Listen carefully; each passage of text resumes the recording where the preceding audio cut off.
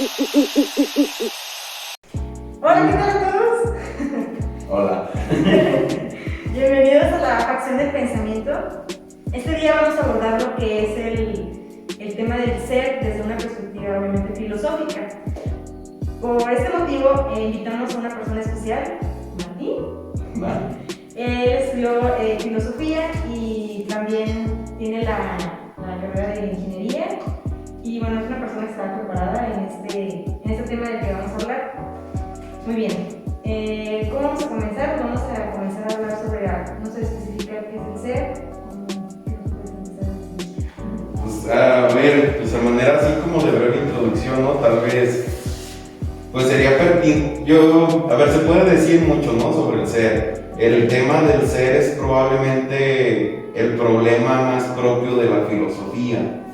O sea, si se pudiera decir que la filosofía trata de algo o hace algo, es que está tratando de aclarar el problema del ser en cada una de sus formas, por decirlo de alguna manera, en cada una de sus categorías. Históricamente, y gracias a la revisión que es posible a través de Heidegger, del filósofo alemán Heidegger, digamos que se vuelve a hacer una revisión de la historia de la filosofía y se dan cuenta que básicamente lo que pasa es que en Platón, que es, digamos, el primer filósofo que existe, Platón deja un montón de problemas expuestos, ¿no? Un montón de problemas, pero el primero que los toma y que dice, bueno, pero ¿de qué estamos hablando? Es Aristóteles. Aristóteles es el que toma y dice, es que estamos hablando del ser, el ser en general, y ahí es, digamos, cuando comienza ya la problemática acerca de el ser y de lo que vendría siendo la metafísica o el problema ya de la realidad en la modernidad, ¿no? Pero ahora sí que ustedes vayan tirando, no sé si quieren que me... Es muy interesante esta postura de cómo los filósofos comenzaron a tratar de discernir qué debemos entender por ser.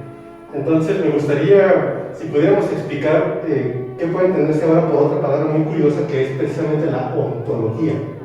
La ontología. Pues la ontología es exactamente, digamos así, pues no es la ciencia, pero sería como las cuestiones concernientes a la cuestión del ser. Digamos, hago mucho hincapié en Heidegger, porque Heidegger, digamos, muchos dicen que es el filósofo más importante del siglo pasado, ¿no? Porque él, así como digamos, hay filósofos que hacen como una antes y un después. Heidegger dice, es que no hemos vuelto a plantear la cuestión. O sea, dice, solamente nos hemos pasado a teorizar. Y por eso él relanza la pregunta, la reformula, y una de las primeras cosas que hace es hacer lo que él le nombra la distinción óntico-ontológica. Entonces, digamos que por un lado separa lo óntico, que es lo que tiene que ver con el ente, con los entes reales, con las cosas, por decirlo de alguna manera, y lo ontológico, que tendría que ver con el ser. Aquí, digamos, lo que tiene que ver con el ser ya tiene una connotación más abstracta. O sea, el ser sería como un cierto algo, un cierto componente que les da a todas las cosas su cualidad de realidad, ¿no? Que les da su cualidad de existencia. Entonces, ahorita hablando sobre ente y ser, ¿existirá una diferencia específica? Tal vez esa sería la gran pregunta, ¿no? O sea, una de las primeras distinciones que hace Heidegger es esa, la distinción ontológica. Pero, o sea, si te vas a una perspectiva realista ingenua, pues no hay tal distinción. O sea, ente y ser, pues es lo mismo. Lo que es lo que hay. Y no hay nada más allá, o no hay una cosa que, digamos, no hay una cosa que no sea, por decirlo de alguna manera, ¿no? ¿Cuál sería la utilidad de definir esta diferencia que existe? A ver, la filosofía se puede decir que es el hacer o el arte más inútil que hay, ¿no? Okay. Pero, digamos, Heidegger cae en ello porque él está buscando el ser. Y él dice, yo estoy buscando el ser, pero en la historia de la filosofía lo único que encuentro son entes. Es decir, yo estoy buscando el ser, pero solamente encuentro formas de ver el ente. Es decir, de cómo te aproximas a la realidad. ¿Cuál es tu forma en la que tú encaras la realidad? Y para esto pues quisiera hablar un poquito de la tradición, ¿no? O sea, digamos, para los antiguos griegos, hace más de 2500 años, pues la realidad era lo que era, ¿no? Que es como esta realidad a la que nosotros nos afrontamos o que desde pequeños vemos, ¿no? La realidad que te acontece sin cuestionarlo, ¿no? Las cosas son lo que son y no hay más allá. Pero digamos que luego comienzan a suceder muchos procesos sociales y luego va a venir Platón exactamente a decir, bueno, lo que pasa es que la capacidad que nosotros tenemos para enfrentarnos a cosas más abstractas, como puede ser la justicia o el bien o la ética o la política, que son cosas que no, digamos, existen como tales. Platón va a decir, lo que pasa es que tenemos una idea de ella, ¿no? Una idea que nos la proporciona la noesis, la visión noética, que vendría a ser algo así como la razón. Es decir, traduciéndolo a un lenguaje contemporáneo, sería algo así como que tenemos ideas porque tenemos la capacidad de razonar. Entonces, digamos, la mera realidad en Platón, o sea, la mera importante, pues son las ideas. Por eso para Platón también se le va a decir que es como un idealista, por decir así, porque para él, o sea, lo verdaderamente importante de las cosas no son las cosas como se te acontecen, como se te presentan, sino la idea que tú tienes de ellas. Entonces, la realidad se manifiesta a los individuos en circunstancias de su percepción del entorno. Sí, también puede decirse eso. Y pudiera discutirse el hecho de que existieran cosas o entidades en el universo que su identidad o su circunstancia inherente sea tal que aun cuando la percepción humana no pueda apreciarlas a plenitud por su misma imperfección natural, que esas circunstancias o esas cosas sean de un determinado modo, aun cuando la percepción humana las tiende a modificar por lo mismo de su imperfección inherente, de nacimiento. Pero eso no entraría también a lo que Kant había dicho de la noesis y el noema, ¿no? La noesis. A lo de la. Que no podemos que. Más bien no menos, mira, es que yo no creo tanto que sea una imperfección. Yo creo que a ver, voy a decir algo, a ver si tiene algo que ver con lo que estás diciendo. Sí. Para mí me aclaran mucho estas cuestiones como de la física moderna, que te hablan, por ejemplo, de que la realidad no existe si no la ves. Digo, no sé qué tanto estén enterados pues, de ese tipo ya de cuestiones más avanzadas. O sea, no es que esté mal, digamos, los sistemas de captación del mundo del ser humano, ¿no? O sea, no es de que los deformes de por sí, o sea, sino que como tal no existen. Como tal las cosas no existen si no las ves para la física moderna. Entonces, O sea, un átomo, un electrón, o sea, no puedes, o sea, si no lo ves no existe. Entonces son cuestiones muy abstractas, ¿no? Entonces, como tal, digamos,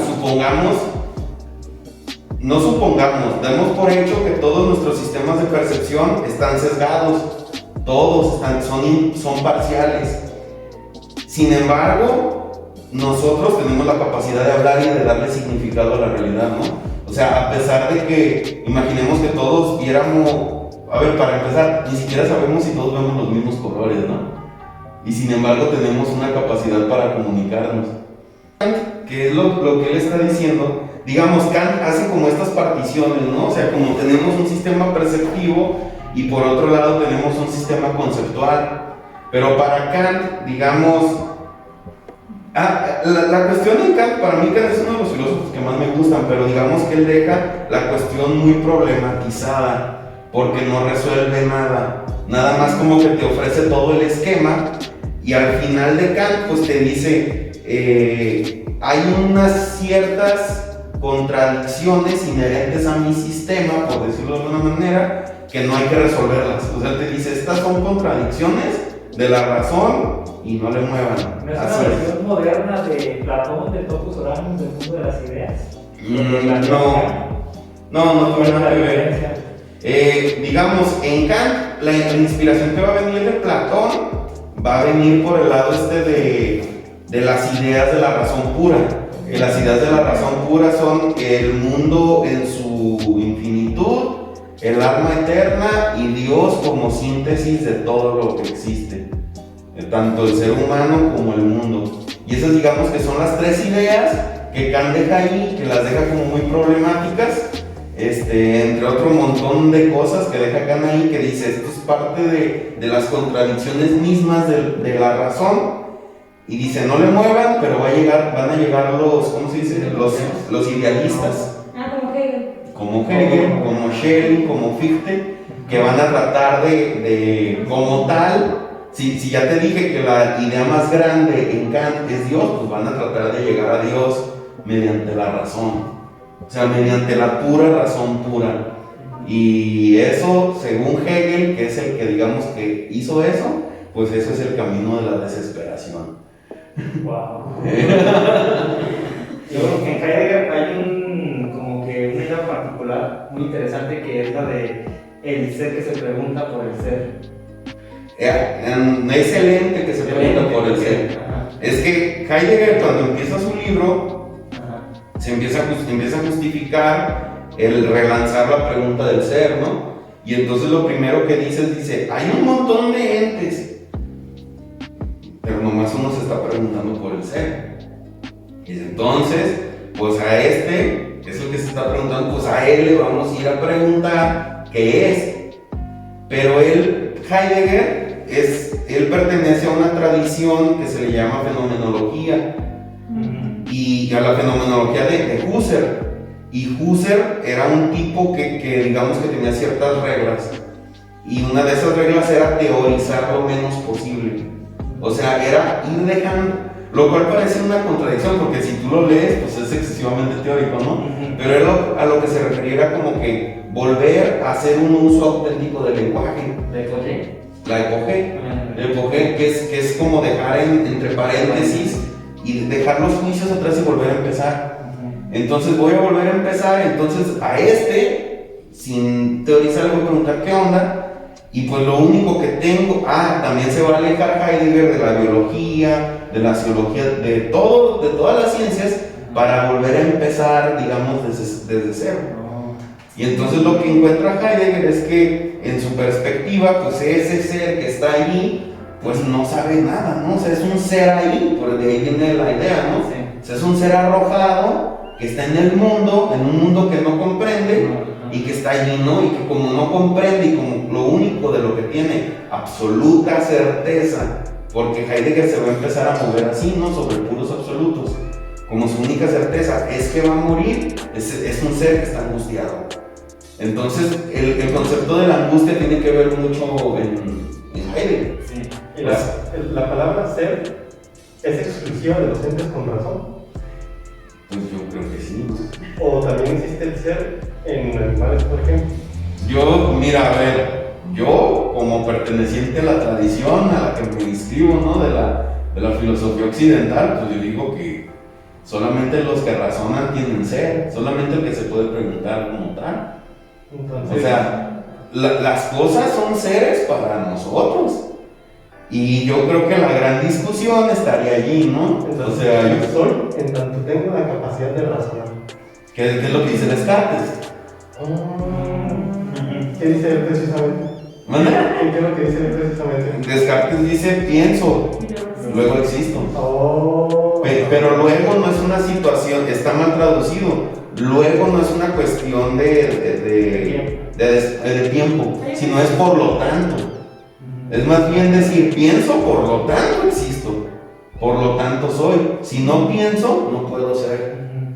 ¿Y ese dualismo cartesiano cómo lo aborda Heidegger? Si es que lo aborda, no tengo conocimiento.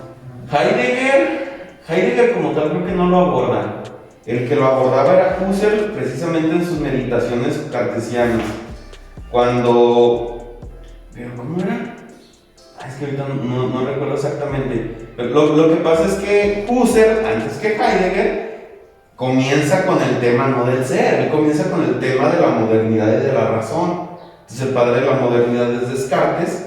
En Descartes, fíjense, hace rato les decía, para Platón las cosas son lo que son, pero también tienen como una concepción de idea, ¿no? Entonces en Platón la idea era el ser. En la modernidad van a volver otra vez a pensar qué cosas son, y en un silogismo que a mí me encanta explicar, Descartes dice, a ver, voy a empezar a dudar de todo. Dice, es su duda metódica, yo dudo de todo porque nada me parece sólido. Pero en tanto dudo, aunque yo esté soñando, si estoy dudando, para que yo pueda dudar, así sea la situación en la que sea, estoy razonando. Y entonces en tanto razono, ya sea que sueño o sea como sea, yo en tanto razono, soy. O sea, no puede ser un razonamiento en la nada. Alguien está razonando. ¿Y quién es ese que razona? Yo. Entonces yo en tanto pienso, soy. Por eso dice, pienso, existo. Es más bien un pienso, existo. Si no piensas, no existes. Entonces, por ejemplo, ahorita lo que decía Carlos, ¿no? Entonces, si no piensas, ¿no existes? Esa es la gran pregunta, ¿no? Por ejemplo, ahorita que comentas esto, si hubiera una persona que tuviera sus habilidades cognitivas, sus circunstancias psicológicas alteradas por alguna patología que no le permitiera pensar como una persona en coma, su existencia estaría viciada. ¿Cómo? Viciada o entredicho, o sea. Sí. O sea, según lo que te estoy diciendo, sí. Sí. No yo, No yo. Pero no yo. O sea, según las teorías. ese proceso de la tradición, ¿no? Ese tiempo. Es muy determinista en este sentido. Por eso digamos que ahorita se dice que vivimos la postmodernidad, ¿no? Porque precisamente, digamos, por un montón de cuestiones en las cuales Heidegger tiene un montón que ver, pues te das cuenta que hay un montón de sesgos, ¿no? O sea, hay un sesgo en el área emocional, hay un sesgo hasta étnico, hay un montón de cuestiones que están quedando fuera, y entonces el problema es que cuando tú lees los libros, sobre todo cuando lees a Kant o a Hegel, dices, pues es que tienen razón, ¿no? O sea, pero basados en su contexto. En su contexto, sí. Pero de todos modos es muy difícil contradecirlos. O sea, aunque tú digas, oye, pero ¿cómo una persona con sesgos cognitivos, cómo no va a ser una persona? Y pues ellos dicen, no, pues es que no es, ¿no? Y yo te voy a decir por qué no es. O sea, te voy a explicar exactamente por qué. Y entonces, pues digamos que hay esta riña, por eso la postmodernidad nos incomoda tanto, ¿no? Porque no ha logrado resolver nada. La postmodernidad solamente está ¿Lanzando dudas? Está lanzando dudas, se está atacando porque hay un chingo de pedos que no logran resolverse. Bueno, por ejemplo, esta cuestión de la realidad. Si la realidad es entendida como la percepción del individuo, entonces existirían multivariedades de realidad. O podríamos considerar que la realidad debe entenderse de una perspectiva diferente, entendiéndola como ajena a la conciencia o percepción humana, sino que la realidad es y no puede dejar de ser. Quizá puede ser una perspectiva que pudiera considerarse o se ve muy disparate total. Lo que estás diciendo. El hecho de que las cosas sean y no puedan ser otra cosa, debido a la multivariedad de percepciones que existen en los individuos. Yo creo que eso justamente es contra lo que está toda la tradición, ¿no? O sea, a partir de sobre todo, yo creo que el que ahí pone como la cuestión, o sea, es Hegel. Hegel es donde, digamos, que se empiezan a romper, a pesar de que Hegel es el absoluto, es la totalidad total, pero es una totalidad total que está en total movimiento. Es una dialéctica, es un proceso dialéctico, pero que se dice que va de contradicción en contradicción, pero no de una manera armónicamente progresiva, por decirlo de una manera. Y digamos, los individuos tenemos eso, o sea, cada quien tiene su perspectiva.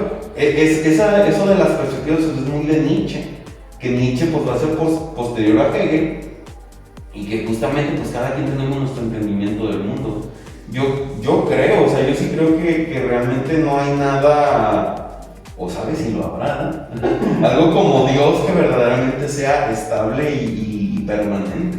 de hecho ese tema es muy curioso porque lo mismo de la imposibilidad del ser humano para poder comprender situaciones que van más allá de una mera o un mero uso de la razón simple y llana, como lo es la existencia de un ente que pueda ser el primigenio y que se haya originado de forma autónoma o como de forma no previa de alguna No originada, un origen originado. Ajá. Como dice Aristóteles, es la causa eficiente. La causa que fundamenta todas las demás causas. Entonces, si utilizáramos, por ejemplo, posturas o de doctrinas de la filosofía china y consideráramos que la causa de la causa es causa de lo causado, llegaríamos a un sinsentido argumentativo en el punto o desde la perspectiva humana, porque nos sería imposible determinar algo que no tenga precedente. Y así sería llegar al verso precedente del precedente del precedente, la causa incausada, precisamente. Y a eso le denominaríamos Dios por la incapacidad humana de poder llegar a conclusiones de tal magnitud. Bueno, si siguiéramos esa perspectiva, quizá para el humano le resulta más sencillo el hecho de considerar que existe una entidad o un ser primigenio que no haya sido fundado por una circunstancia previa, sino que es el origen absoluto de todo lo que existe, y por eso, por lo mismo de la utilidad que resulta este pensamiento, para el ser humano lo concibe como una manera de poder dar un poco de explicación a las circunstancias que le rodean de su universo en el cual existe. Entonces, me gustaría que pudiéramos contemplar esta situación como una circunstancia en la cual los seres humanos han tenido que acudir para poder dar una explicación por lo demás somera, sucinta o poquito asertiva sobre la situación, por lo mismo de que los humanos no somos plenamente capaces de poder discernir las incógnitas del universo en forma plena. Entonces, es una circunstancia que quisiera destacar por el hecho mismo de que pues, han pasado los años y años y años y no hemos podido determinar con plenitud y con certeza si es que de verdad existe un Dios, porque también al mismo tiempo pugna contra nuestro raciocinio, que todo lo que vemos en nuestra experiencia nos dice que tiene una causa establecida previa, pero después choca y nos vemos ante esta pared que emerge como un impedimento a nuestra capacidad de razonar la situación. Pero entonces, bueno, tengo una curiosidad. Por ejemplo, Martín, las personas que tienen experiencias, o sea, que mueren y regresan a la vida. Las experiencias cercanas a la muerte. Las experiencias cercanas a la muerte. ¿Hay alguna explicación que no sé si la filosofía le pueda decir algo o cómo lo ve la filosofía? Ay, mira, no lo sé. Yo no sé si la filosofía la tenga como tal. Debe de haber, ¿no? Alguien que esté escribiendo al respecto. Pero a ver, para mí es como una vez dijo ¿cómo se llama? El Dr. House, ¿no? Simplemente es tu cerebro apagándose, o sea, en mi perspectiva, yo soy muy... Ay, a ver, yo tengo una espiritualidad muy poco ortodoxa, ¿no? Y mi concepción del mundo, o sea, un amigo me dijo, güey, ¿tú crees en el cielo? Y digo, la mera verdad, ¿no? O sea, pues si lo hay, pues qué chido, ¿no? Ya me daré cuenta. Pero yo creo que simplemente te apagas y te vuelves, de una manera poética, pues te vuelves a convertir en energía del cosmos, ¿no? ¿Tú crees en lo que uno es parte del todo y sí, vuelve todo de alguna manera? Diciéndolo así de manera poética, diciéndolo de manera más coloquial, pues te conviertes en comida de gusanos, ¿no? O sea, básicamente, y ahí se acabó. Digamos, yo el consuelo de trascendencia que encuentro, como de significatividad de mi existencia, probablemente es la posibilidad esta de que ahí me inscribo en la tradición, ¿no? De Heidegger, desde que es de volver a resignificar el mundo. Porque a través de lo que yo creo, en tanto hablas, el mundo existe. Esas son cosas que son muy complicadas de entender. Porque yo a veces les digo, es que si tú no nombras las cosas no existen. Y dicen, no, ¿cómo? Las cosas existen aunque no las nombres. Pero los colores no existen si tú no les pones un nombre. Por ejemplo, los griegos nunca hablaban del color azul porque ellos no tenían el color azul. Y para ellos el mar no era azul, era un verde. Era un tipo de verde. O sea, y ese tipo de cuestiones son difíciles de interpretarlas. Por eso, digamos, Heidegger, no por otras cuestiones que ahorita es muy complicado explicar, pero va a llegar a esta idea de que el hogar del ser es justamente el lenguaje. Y se va a ir a refugiar mucho en el aspecto poético. Porque la poesía es este juego de lenguaje donde estás hablando de un montón de cosas que parece que no tienen sentido, pero que te hicieron sentir algo, ¿no? Y dices, ¿cómo es que le entendí? ¿Cómo es que me abre tantas posibilidades de entendimiento del mundo? Esto que si lo analizas de una perspectiva lógica, pues no tiene pies ni cabeza.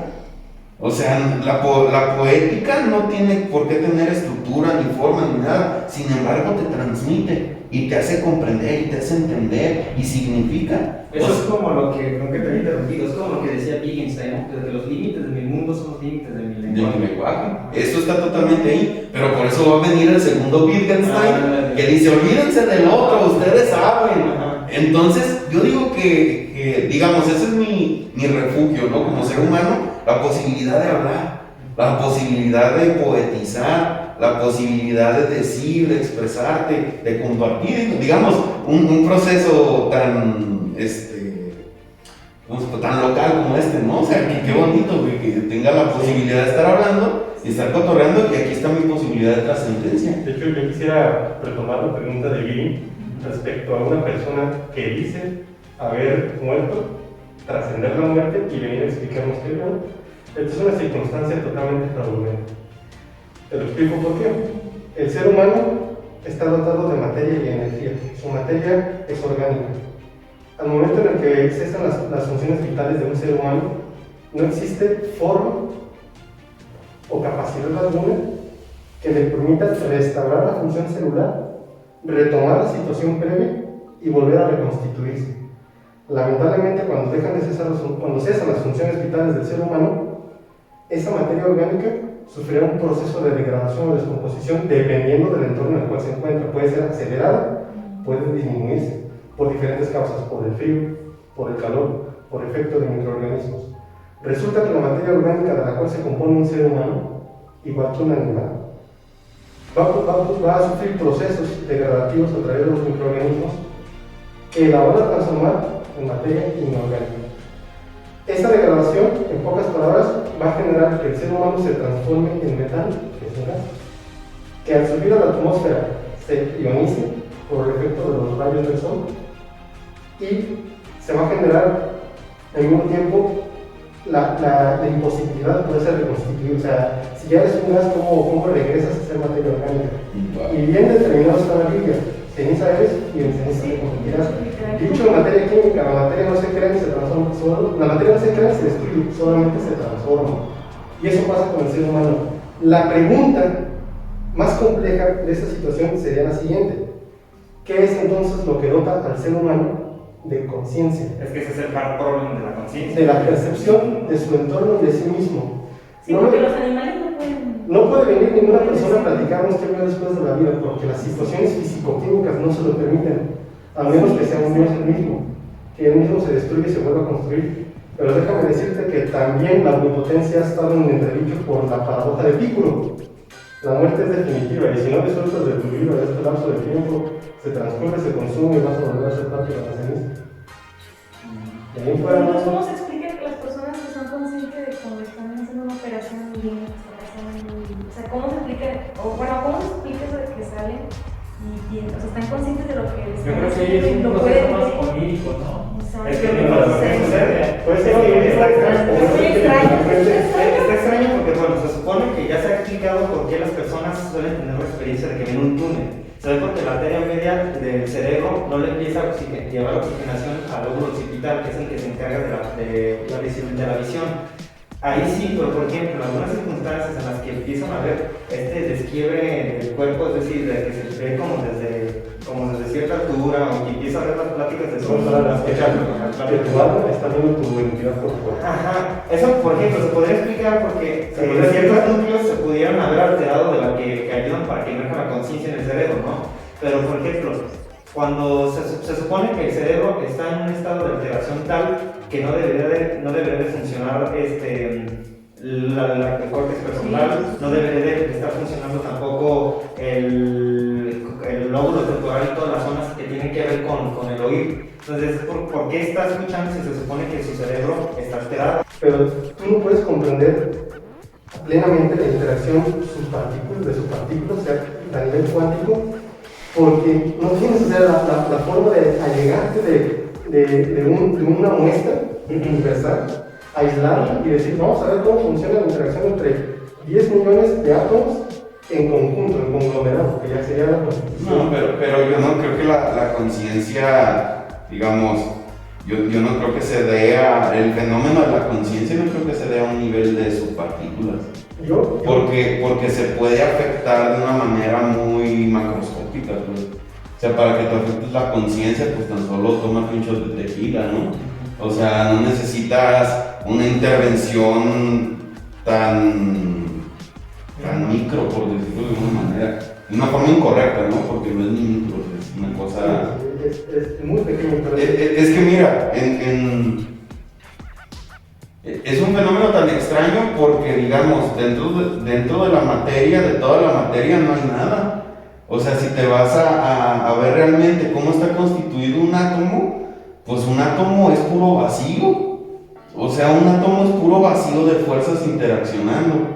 Entonces, digamos, el fenómeno, a mí, digamos, yo hablando como filósofo, ¿no? O sea, lo que me impresiona es la capacidad de que toda esta carga eléctrica que soy yo, pues tenga la capacidad de darse cuenta que hay algo, que hay más cargas eléctricas por fuera, pero que las capte no como cargas eléctricas ni como vacío, sino que las capta como materia.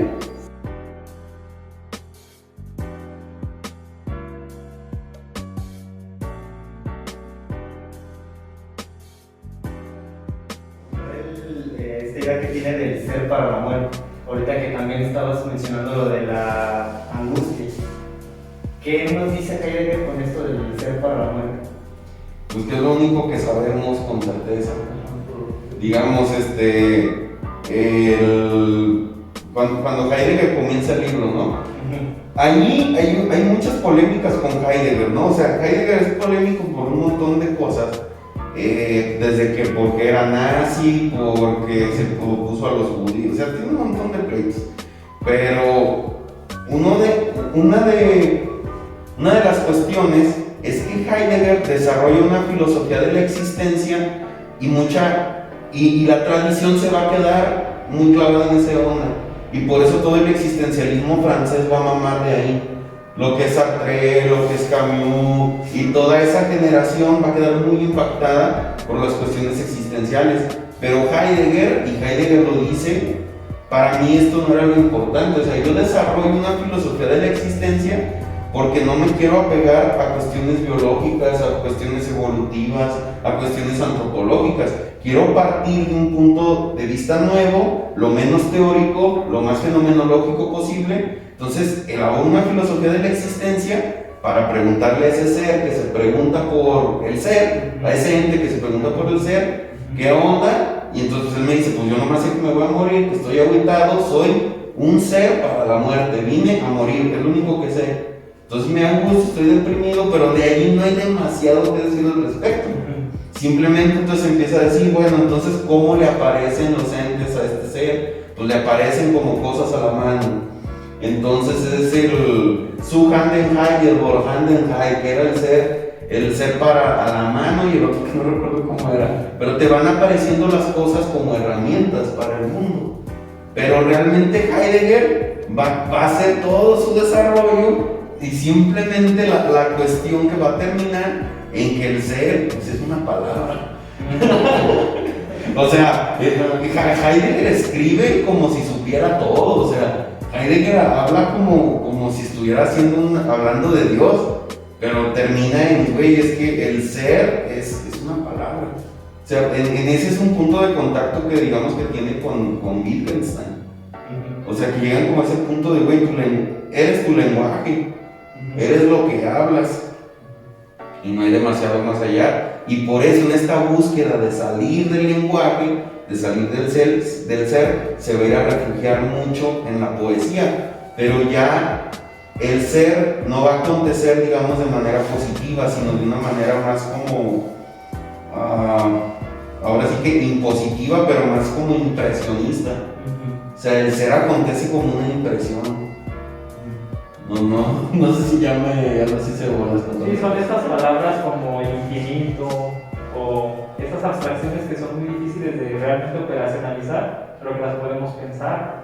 Sí, o mira, yo te pondría, a ver, yo a veces trato de buscar como analogías, ¿no? O sea, yo te pondría un ejemplo como, por ejemplo, ¿qué es el Señor de la Misericordia? ¿Cuál es su ser como tal? Yo que no soy nacido aquí, que no tengo familia de aquí, yo tardé muchos años para entenderlo.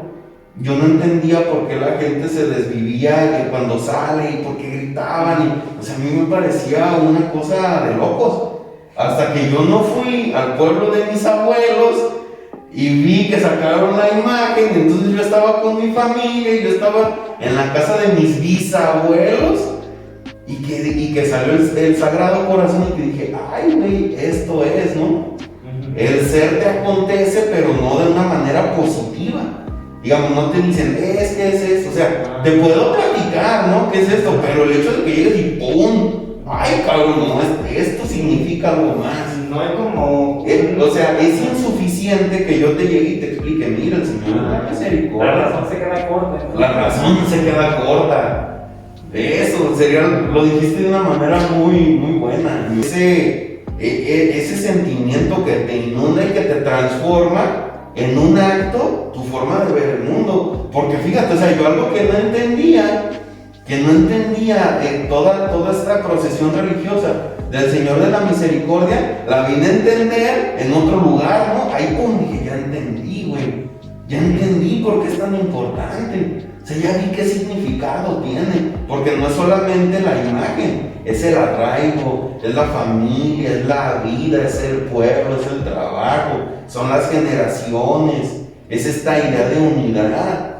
Porque nuestro pueblo, ahí en Mexticacán, donde es la familia de mi mamá, la gente sigue yendo, pero ya nadie vive, el pueblo está abandonado y todos regresamos. Y yo me quedo, ¿por qué regresamos tanto? Es por ese significado. Por eso, digámoslo, volviendo a Heidegger, ¿no? O sea, Heidegger no dice qué es el ser, dice cuál es el significado, qué significa.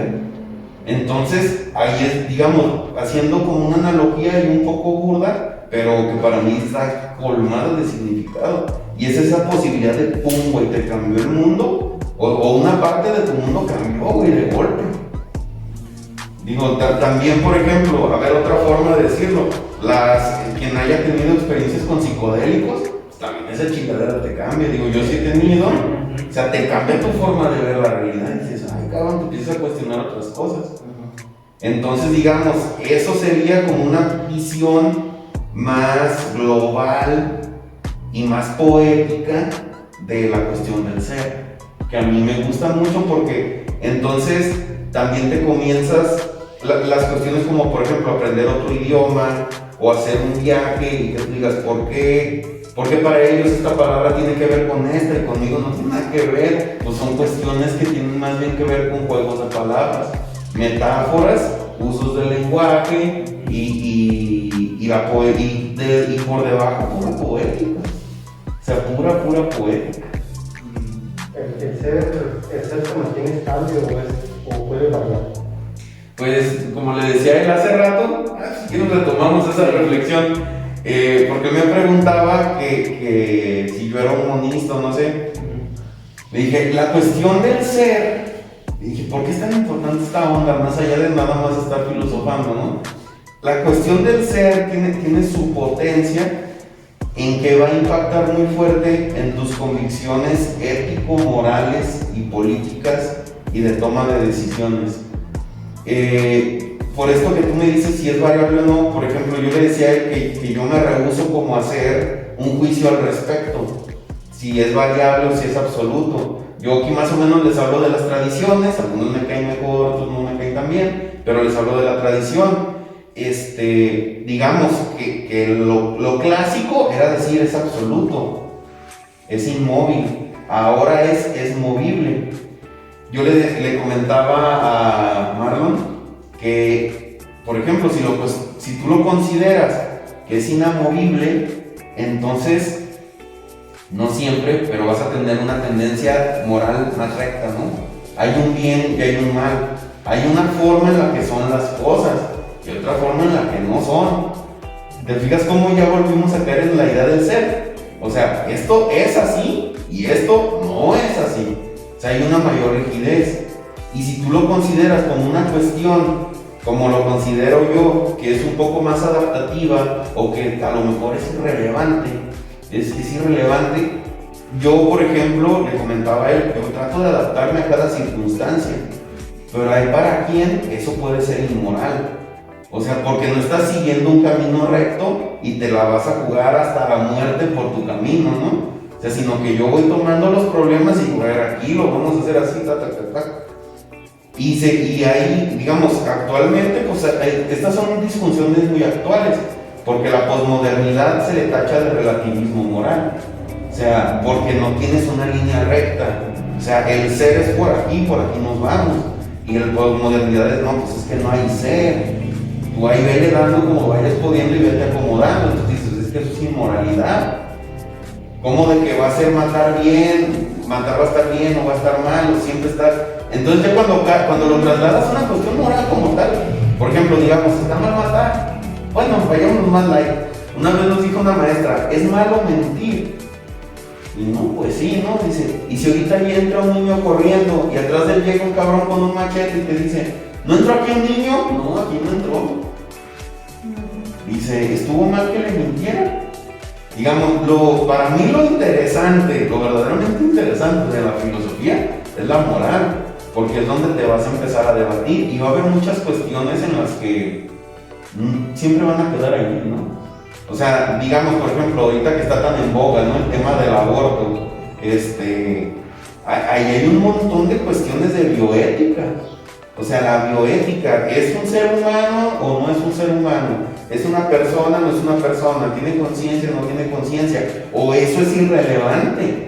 Es irrelevante si es ser humano o no ser humano, y lo relevante es si está sufriendo ese ser ahí. O ni siquiera es un ser, y lo relevante es el sufrimiento de la mujer, las condiciones fácticas de la mujer. O sea, ¿qué es lo relevante ahí? Y pues ahí nos podríamos ver, ¿no? A mí lo que me incomoda, digamos, de la mayoría de esa discusión en particular del aborto, es que nadie se pone a discutirlo, ¿no? Casi todos llegan con mucho... Y con un emotivismo desbordado, ¿no? O sea, desde mostrar fetos despedazados hasta... No me importa tu opinión, o sea, me animé a decirlo porque no se me hace más claro que entonces no hay la oportunidad de decir, a ver, cómo nos podemos acomodar. No hay la oportunidad de encontrar como un punto de convergencia entre las diferentes opiniones. No se puede. La retórica está muy centrada en la emoción. Sí, y de la forma más dolorosa que se pueda, desde los dos bandos, lo siento yo. Desde los dos bandos se tiran de una forma muy, muy cruda. Es que son temas muy, muy controversiales, pero por ejemplo, que hablabas, me quedé pensando en lo del aspecto de la moralidad, de determinar si de verdad existen normas que regulen la conducta del individuo, pero que sean superiores a la percepción del ser humano. Entonces, me refiero a lo siguiente. Pueden existir en el entorno social normas que sean absolutas y que aún cuando exista una persona o 10 personas que disientan y digan, yo no considero que esta norma sea correcta, la norma deje de serlo, a lo que voy es a lo siguiente. Existen dos posturas. Jurídicamente existen dos posturas, una llamada justnaturalismo y la otra el justpositivismo. En cuanto al justnaturalismo, voy a platicar una anécdota muy curiosa. En la antigua Roma se consideraba que el hecho de pagar una deuda ajena era un delito que merecía pena capital. Eso se establecía en la norma escrita, en la norma determinada por un ser humano. a través de la figura de la imposición. Pero hubo una persona que en aquel entonces dijo, para mí las normas terrenales no son absolutas. Existen normas que van más allá del aspecto inherente de la persona y que precisamente en estos momentos se consideran como derechos fundamentales o derechos humanos. Inmutables, de hecho él dice la palabra, son derechos inmutables que no son de ahora, sino de siempre. Y esto viene a interesar el asunto de la discusión en la legislación mexicana a través del Congreso de la Unión para reformar el artículo 1 de la Constitución, en el cual se señalaba que esta Constitución te otorga derechos fundamentales. Y se discute la situación para modificar una sola palabra, que es precisamente el otorgar. La modifican para decir que esta Constitución te reconoce, haciendo alusión que los derechos fundamentales son inherentes a la persona, no se otorgan, no se determinan de antemano por el Estado, sino que tú ya naces con ellos y por tal motivo el Estado tiene que reconocerlos como si existieran circunstancias previas por el simple hecho de ser un ser humano. Claro. Eso sería una postura naturalista, el hecho de reconocer que quizá existan circunstancias que competen al humano, que tenemos que reconocerlo. Y de aquí vendrá otra cosa muy interesante, que es la ley de la ponderación de los derechos fundamentales. Si bien es cierto, reconocemos que existen derechos humanos inherentes a la persona, tal como lo puede ser el derecho a la vida y el derecho a libre culto religioso, ¿qué pasaría moralmente si una persona que necesita una transfusión de sangre y que si en caso de no hacerla llega o es muy probable su muerte, pero por cuestiones del culto religioso que se establece en el artículo 24 de la Constitución, las personas dicen, yo no quiero otorgar consentimiento para que me transfundas a mi familiar, ¿qué pasaría allí? Pues hay una pugna entre derechos fundamentales. La vida, libre culto religioso. Y ahí se hace esa ponderación, ¿cuál tiene mayor valor? A lo que nos lleva a quizá considerar que aún dentro de los derechos humanos fundamentales existen reglas de cuantificación. Como jerarquías. Jerarquías que son otorgadas quizás de una manera un tanto relativa, pero que de alguna u otra manera el humano es capaz de reconocer a través de la razón. Y voy a citar a García Maínez, en el cual él dice que existen derechos humanos cuyo valor es superior a otros en razón de que su nivel de tutela implica una protección más amplia de los demás derechos. En este caso, poniendo un ejemplo sencillo, si a este niño no lo transfunden y se muere en un porcentaje muy alto de probabilidad, entonces la muerte impediría de tajo la consistencia de los demás derechos fundamentales. Por lo tanto, y mediante ese juicio de valor, se considera que la vida es un derecho que prevalece sobre el derecho al libre culto religioso, y para el caso de que el niño lo transfunda aún sin consentimiento, no se estaría restringiendo alguna norma escrita por el ser humano. Entonces, esto, en resumen, como conclusión, pareciera que el ser humano es capaz de discernir y determinar que dentro de su interacción, no entre dos individuos, sino entre esos dos y todo el conglomerado social, deben existir circunstancias que normen la conducta, porque de no hacerlo así, quizás esa pizca de maldad que tiene el ser humano pudiera llevar a la desgracia del conglomerado social. Y es esto lo curioso, que quizás el ser humano tiene esa capacidad innata de discernir o dar respuesta a por qué esto es malo y por qué esto es bueno, aun cuando un individuo, o dos, o tres, o 10, digan, para mí, moralmente, no es malo determinada conducta. Eso es lo que se me hace curioso, o sea, ¿cómo puede surgir esa posibilidad de que el ser humano discierna esas circunstancias? Fíjate que a mí se me hace curioso, ¿no? O sea, como yo les decía, yo me podría a lo mejor inscribir en estas cuestiones del relativismo moral, pero a mí me impresiona cómo sí hay ciertas conductas, o más bien ciertas normas, que pareciera que se repiten dentro de ciertas tradiciones, ¿no? Sí, tengo un punto. Que a mí, o sea, honestamente, a la conclusión de que he llegado es que más que una cuestión de inspiración divina, siento que es como una cuestión de tradición. O sea, las civilizaciones que prevalecen comienzan a resguardar sus normas, ¿no? Las sociedades que de alguna u otra manera se hicieron valer comienzan a resguardar su forma de vida, y su forma de vida las comienzan a hacer leyes. O sea, ya no es nomás no salgas a la calle sin suéter porque te va a dar gripa, ¿no? O sea, ya es no comas carne de puerco porque el puerco necesita mucha agua, y entonces como vivimos en un desierto, no puedes desperdiciar agua, y entonces pues ni los judíos ni los musulmanes comen carne de puerco, ¿no? Sí, se convierten en leyes religiosas, se convierten en cuestiones muy potentes. Me fui de un polo a otro, ¿no?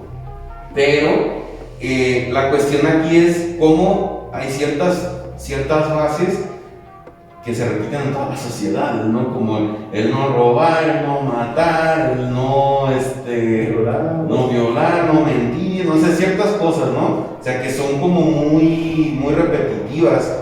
A mí me impresionó, yo estuve un tiempo yendo a AA, Alcohólicos Anónimos, y es muy curioso, o sea, toda la inspiración que viene de ahí, pues la mayoría es una inspiración cristiana. O sea, aunque el programa no es cristiano como tal, es laico, todas las reglitas, digamos ahí, o sugerencias de forma de vida, pues vienen casi todas de la tradición cristiana. También hay algo por ahí del Islam o de otras corrientes o cuestiones puramente descubiertas por los alcohólicos a lo largo del tiempo, propios de la enfermedad, ¿no? Del alcoholismo. Pero se me hace muy curioso cómo volvían, o sea, al ten cuidado cómo ejerces tu sexualidad. Eso fue algo que me llamó mucho la atención. No mientas, no robes, no defraudes. O sea, si comienzas a defraudar, no importa que hayas dejado de beber, tu vida se va a convertir en un caos. O sea, un montón de reglitas que te las ponen porque te dicen, si sigues esto vas a vivir bien, vas a tener buena calidad de vida. Ya alejando un poco el tema del vicio, del alcohol, o sea, te comienzan a plantear un plan de vida, ¿no? Y se me hizo muy curioso cómo vuelve todo, ¿no? Vuelve lo mismo que a lo mejor en su momento resaltaban los estoicos o los epicúreos o tantas tradiciones religiosas, espirituales que ha habido a lo largo de la humanidad, ¿no? Se comienzan a rescatar ciertos aspectos. Yo reniego y me niego como a considerarlas absolutas por mi forma de ser y por mis convicciones, pero yo sí creo que hay ciertas herramientas, digámoslo así, que son inevitables, que te van a servir, ¿no? Así como un martillo siempre te va a servir aquí y en China y en Alaska, siempre te va a servir al que no le robes a tu vecino. Siempre va a ser una buena idea. O sea, si ese tipo de reglas, yo más que ver, mi perspectiva es que más que verlas como reglas absolutas, las veo como herramientas indispensables. Claro, es un condicionamiento en toda regla, en el que se tiene que adecuar al individuo para que pueda desenvolverse de forma correcta sin transgredir alguna ley. Pareciera que Y sin que se metan problemas, ¿no? Ajá. Con sus semejantes. que fueran circunstancias que le ayudan hasta su propia supervivencia. O de verdad exista una circunstancia solidaria en el ser humano que prevalezca sobre la conducta egoísta. Quizá pueda ir por ese sentido. Sí, totalmente de acuerdo. Y volviendo al tema del ser, ¿cuál sería la relación que tiene el ser con todas estas cosas que hemos tocado de la moral, también de la conciencia, de la esencia? ¿Cuál puede ser este punto? Es que lo hay, ponía como el ejemplo del aborto, ¿no? Pero, a ver, por ejemplo, un ejemplo clarísimo, pues es como en la Edad Media, ¿no? O sea, lo único que era absolutamente en la Edad Media era Dios. O sea, Dios era la única fuente de verdad. Entonces, todo lo que era conocible era a través de Dios. Entonces, pues la ley era la ley de Dios y se trataba de encontrar explicaciones a través de la inspiración divina. Y si te fijas, o sea, la ley no era una ley civil, no había juicios, no había nada. O sea, era el rey, o sea, tú ofendiste al rey, tú ofendiste a Dios. Entonces, pues ahí te va la guillotina, ¿no? Eso me acuerda a la teoría de las dos espadas, donde se determinaba que el monarca también era agraviado. Sí, o sea, era la circunstancia de que el rey, al mismo tiempo de ser el gobernante, también era el representante de Dios en la tierra. Exacto. Y decir entonces que quizá sus decisiones en un tono un poco más absolutista y determinado tienen tal validez nada más por el hecho de decir que él ha sido infundido con el velo de Dios. Exacto.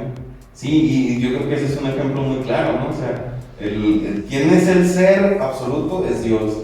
Después en la modernidad, ¿quién era el ser? Pues era el ser humano, y por eso vienen los derechos humanos. Sí,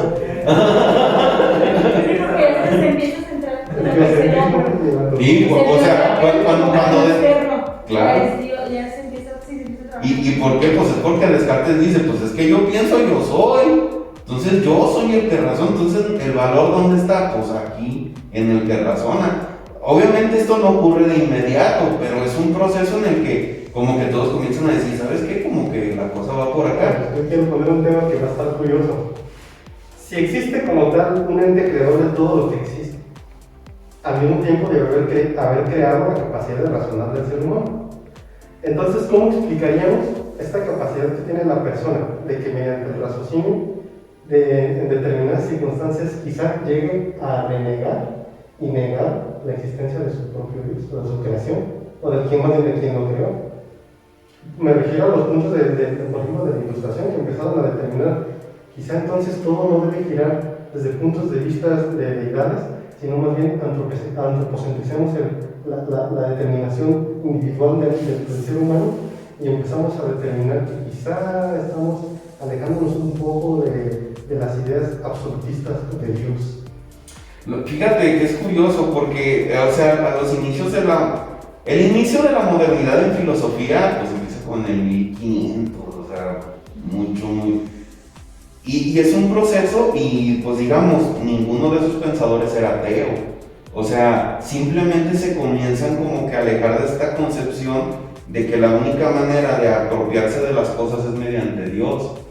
O sea, porque si te fijas el Renacimiento, que es cuando esto está pero fuerte, o sea, las imágenes tienen que ver con Dios, pero es un Dios muy humano.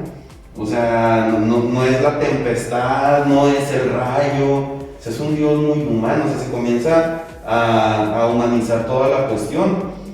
A ver, para Kant, pues ya se los dije, ¿no? Y Kant es el último de los modernos. Para Kant, la idea más grande pues, es la de Dios. O sea, para él Dios era una idea fundamental. O sea, sin embargo, no era la idea que te decía cómo conocer, no era lo que te decía cómo guiarte por la vida, no te decía que esperar nada. O sea, simplemente Dios era como lo que le daba sentido a todo. Era como lo que Dios le daba sentido a todo, pero no tenía una injerencia ni moral ni cognoscitiva en el mundo. Tú aprendías por tu razón y actuabas. Esto sí se la sacó de la manga Kant. Y tú actuabas por un factum del deber. Por eso la ética kantiana es muy criticada, porque se saca el deber por debajo de la manga. Es que tú actúas en el deber por el deber mismo y se acabó. Tú estás diciendo, pues, ¿cómo? A ver, explícame esto. Yo tengo dos preguntas. Estas van a estar interesantes también. ¿Cómo entendemos entonces que con el transcurso del tiempo haya llegado a las personas a llegar a decir, mediante esa fragmentación del absolutismo divino, y decir, Dios ha muerto? La frase que le achacan a Nietzsche. Sí.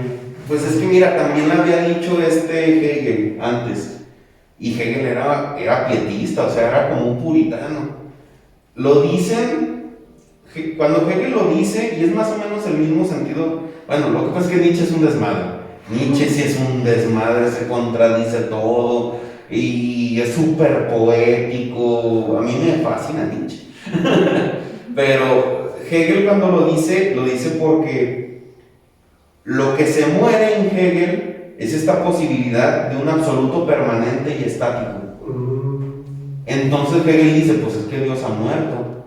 Ahora lo que tienes es un Dios caótico, cargado de contradicciones, que se va moviendo y se va desenvolviendo a través de la historia. Pero ya no es ese Dios allí. O sea, por eso dice Dios ha muerto. Y Nietzsche lo va a decir, pero lo va a decir como en un aspecto de desesperación. O sea, mucho se le tacha a Nietzsche, ¿no? De ateísmo, de loco, que sí estaba loco al final de sus días. Pues terminó en un manicomio el pobre hombre, pero Nietzsche lo dice porque dice, pues es que nos quedamos sin ese cobijo, sin ese fundamento que nos arropaba y nos daba como tranquilidad, ¿no? O sea, nos quedamos, matamos a Dios. ¿Por qué? Pues porque queremos seguir sabiendo. Pero pues bueno, cada quien lee lo que quiere, ¿no? Pero en Nietzsche esa es la connotación que tiene. O sea, hemos perdido el absoluto, güey.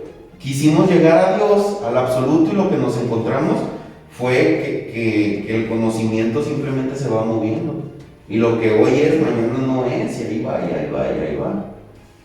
Entonces, como ahorita que acabas de decir sobre ese cobijo de Dios, pudiera considerarse desde diferentes puntos de vista que quizá Dios es o surge de la conciencia humana o de la reflexión humana más bien, como una medida para paliar las circunstancias adversas del entorno en el que se encuentran. Sí, es una hipótesis, ¿no? Eso ya es una hipótesis más bien como antropológica, pero sí. Yo de hecho una vez, riéndome a uno de mis primeros maestros de filosofía, cuando veíamos toda la problemática desatada en Platón, porque Platón nunca resuelve nada, y Platón va a llegar a Roma y va a continuar por la tradición cristiana, le dije, no, pues es que qué chingón, ¿no? Cuando llega a San Pedro, cuando llega a Corinto, que es en Grecia, y él dice, o sea, estos hombres estaban preguntando por el ser y se estaban preguntando por el logos, por la verdad. Y por eso dicen, es que Jesús es la verdad y la vida. Y por eso dicen, es que el verbo es carne, porque verbo es logos. La palabra logos en griego tiene muchas connotaciones. Significa verdad, significa fuego y significa verbo.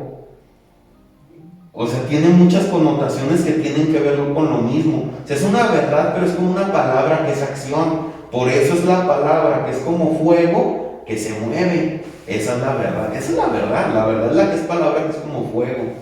Entonces, pues llega San Pedro y dice, pues sí, es que Jesús es logos.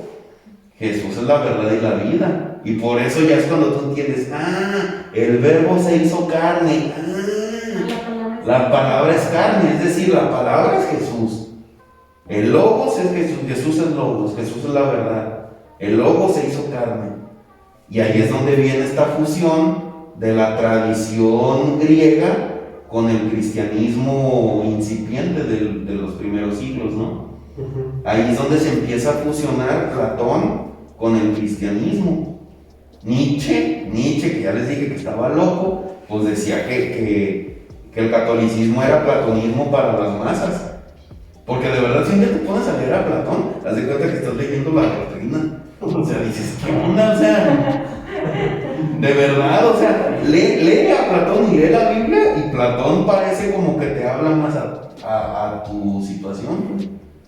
Porque la Biblia pues le hablaba al pueblo judío o a las comunidades judías, ¿no?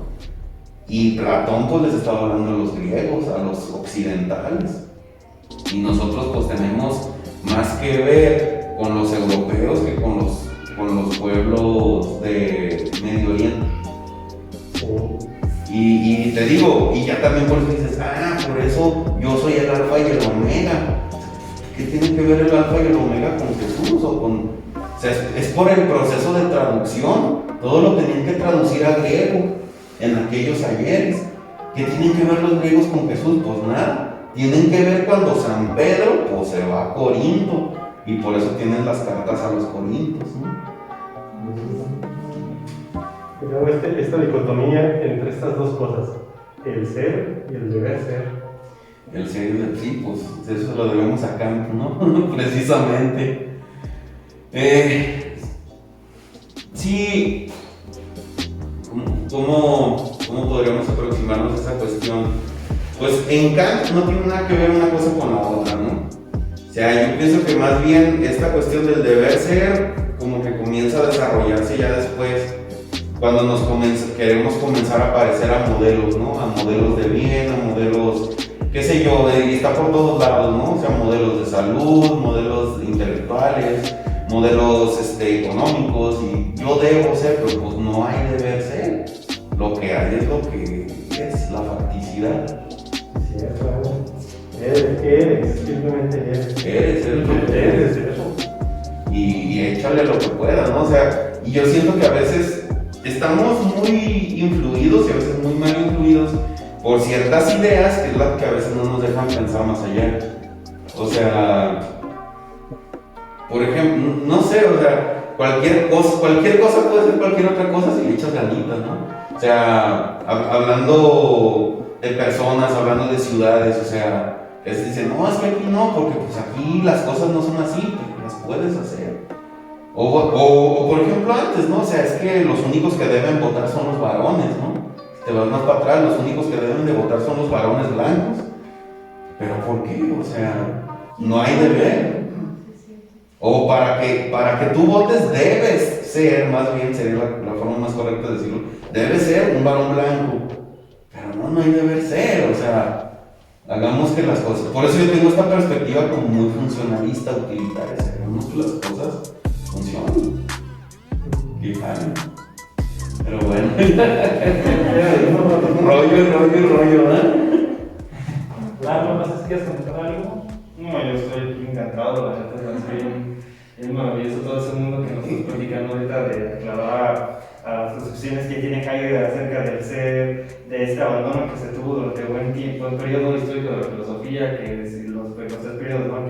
que en la antigua Grecia, ¿no? Que ahí se hablaba del ser, en la Edad Media abandonaron el ser y pusieron a Dios, y luego después la modernidad llegaron y pusieron a la razón, al ser humano como el centro. Y me parece una maravilla, y creo que son los fines prácticos que se puede encontrar en la filosofía. O sea, en lugar de tenerla como rinconada, ver también estas consecuencias políticas, sociales, personales, morales, que también pueden incentivar la reflexión para hacer un cambio que se materialice, un cambio que se pueda ver en acciones, en funciones. Es como que el comentario que pudiera hacer al respecto, pero pues se me hacen como asuntos importantes de cuestionarse, asuntos importantes de reflexionar, de intercambiar puntos de vista y de hallarles también, si se puede, claramente esta practicidad también en el mundo. ¿Y tú, bien, que quisieras agregar algo? No, pues a mí se me hizo bastante interesante. Realmente todas las visiones que se tienen del ser son como que quieren que sea como desde el externo, o sea, que Dios es como el creador, en principio, y luego todo es en torno al hombre. El hombre es como el que ve, el que decide qué debe ser el ser, o quién es el ser. O sea, esta palabra, este lenguaje es el que decide qué es el ser, de dónde viene. O sea, prácticamente es la palabra lo que está decidiendo el ser, por lo que yo logré comprender. En su libertad, ¿no? En el estar condenado a la libertad, donde tiene que él determinarse, construirse a sí mismo. Sí, exactamente. Entonces se me hace muy interesante toda esta visión. Sí, ¿tienes alguna conclusión, Sam? Yo solo sé que no entendí nada. Pero el hablar de ese tipo de cuestiones te lleva a otros temas y Carlos, ¿tienes algo que decir? Pues mi conclusión es que el tema del ser es muy abstracto y complejo de poder aterrizar de manera totalmente objetiva, porque pues, es una cuestión que trasciende las épocas y que aún en estos momentos no ha sido definida con una precisión impecable y precisa, pero que se presta mucho para poder filosofarlo, razonarlo, reflexionarlo y tener conclusiones no definitivas, pero que pueden ser aproximativas, quizá de una realidad en tanto perceptible por ser humano, quizá no la absoluta, pero que es interesante conocerlas o escucharlas para saber si pudiéramos confrontarlas y poder sacar nuevas conclusiones que nos puedan ayudar quizá a acercarnos otro cachito más a poder comprender el concepto del ser y ente. Esa es mi conclusión final. Y pues espero que este como contenido les haya interesado, les sea de utilidad. Esperen próximos videos, próximos invitados y próximos materias de distinta índole. Y pues muchas gracias por venir aquí a platicar con nosotros. Gracias por haberme invitado. Él tiene su canal de YouTube, lo pueden seguir como... Pura sabrosura, puro vacilón, nada que ver con filosofía. El señor Maritín RT. Ok, pues muchas gracias, esperemos que estén muy bien. Hasta la próxima. Adiós.